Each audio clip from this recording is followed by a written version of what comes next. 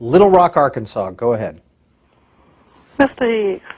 Higgs, you always bashing the role of government, but I got a question for you. Are you willing to give your Social Security checks back to the government? That comes from the government. Are you willing to do that? I'm sorry, could you repeat your question? Are you willing to give your Social Security check back to the government? That comes from the government, and you always bashing the government role.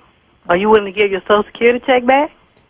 Do you receive Social Security, and would you be willing to give that check back to the government since that comes from the government, is what that caller is asking you.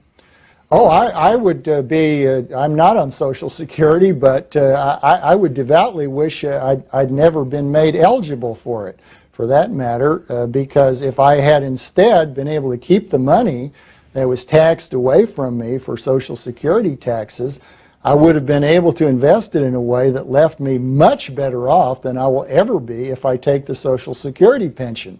So, of course, I'd be willing to go back and start when I entered the labor market in 1958 and say, I want to opt out of Social Security from here on out. I would have been delighted to do that. Now, as I said before, if you put people in a position, one, where they cannot opt out, and two, where they're made reliant on government payments, then you've tilted the game. You've put them in a position where now they would be in real difficulty if they were simply to give up what they've relied on receiving for an entire lifetime. But that's a very different matter from saying, would the world have been better off if we'd never had Social Security? It would have been vastly better off.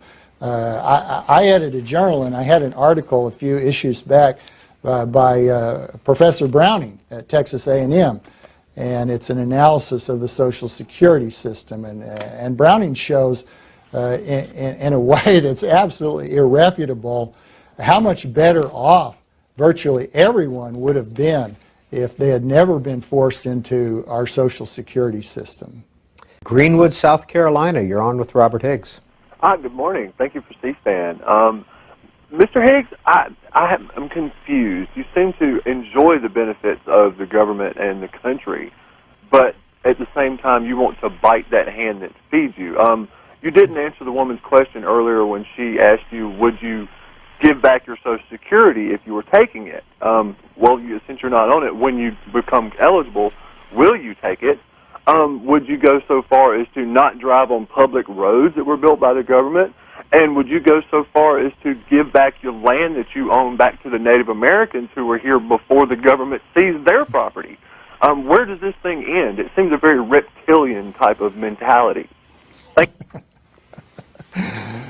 Well, as I said before, once you live in a world that is pervaded by government influences, where the government has built almost all the roads, where the government has taken money from people, including from me, since 1958, for Social Security taxes.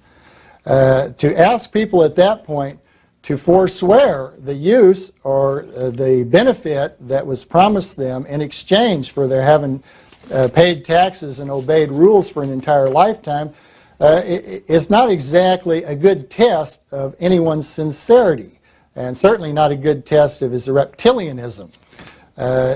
If we had a starting point again, and we could say, let's start here and allow people to manage their own affairs voluntarily, peacefully, and cooperatively, and work on that basis, yes, certainly, I would want to start there. It's not an option for us at this point to start there. We can't efface a world that has been shaped and damaged and directed for centuries by government intrusion that ought never to have occurred. So here's where we find ourselves. We find ourselves in a cesspool, and we can swim in the contents of that cesspool, or we can sink. If someone wants to ask me to sink because I find myself in a cesspool, I can only say I think that's an unreasonable request. I'm going to try to stay afloat in this world. I don't like the shape it's been put in, but I didn't put it in this shape. I didn't take anything from Native Americans. So I don't know that there's a particular Native American person to whom I've committed an injustice. This is a tricky issue. If you go back in history, you find that everybody's ancestors were abused and subjected to robbery and violence at some point. Does that mean that we're all in the debt of everybody, everywhere?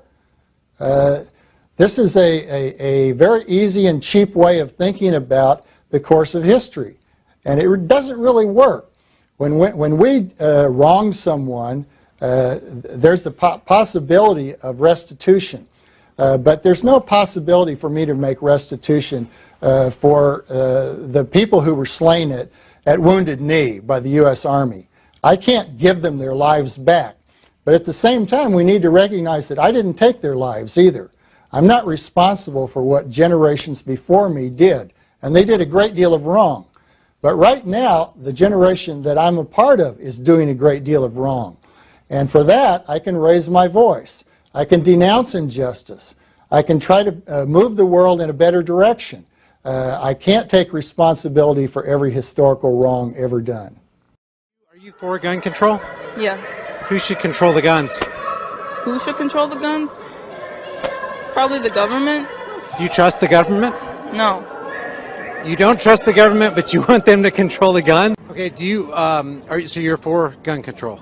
Oh, by far. In fact, I'll say repeal the Second Amendment. Do you trust the government? Well, but no. Who should control the guns? Who should control the guns? I say get rid of all the guns. Right, who should be the ones to do that? If we don't trust the government can't be trusted. Who's left to control the guns?